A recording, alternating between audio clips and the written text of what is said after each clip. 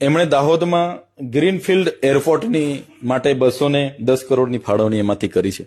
હવે આદિવાસી લોકો તો કોણ છે જેને એરપોર્ટની જરૂર છે? કોણ વિમાનમાં મુસાફરી કરવાનું છે? એટલે આ બીજા લોકોના ફાયદા માટે આ બજેટમાં પૂરી જોગવાઈઓ કરી છે. ગુજરાત પેટર્નમાં 37.5% કહો છો કે ફાયદા કરવા માટે કોણ બીજાના માટે ફાયદા કરવા? બહારના મૂડીપતિઓ, ઉદ્યોગપતિઓને આદિવાસી વિસ્તારોમાં ઘુસેડવા માટેની આ ગ્રીનફિલ્ડ એરપોર્ટની જોગવાઈ એમણે કરી હશે એવું હું સ્પષ્ટ માનું છું.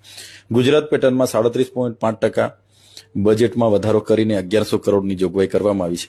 પણ જે રીતે ચાલુ વર્ષમાં પદાધિકારીઓ જે ચૂંટાયેલા છે, તાલુકા જિલ્લા સભ્ય હોય, ધારાસભ્ય હોય, MP હોય, એમણે જે કામો આપ્યા હતા એ કામો બધા સાઈડ પર રાખીને પ્રભારી મંત્રી જે નિમેલા છે, મારે મોડાસાથી ભીખુસિંહ પરમાર છે, અમારા કામો બધા સાઈડ પર મૂકીને ભીખુસિંહ પરમારે 20 કરોડથી વધારે કામો મંજૂર કરી લીધા એમના.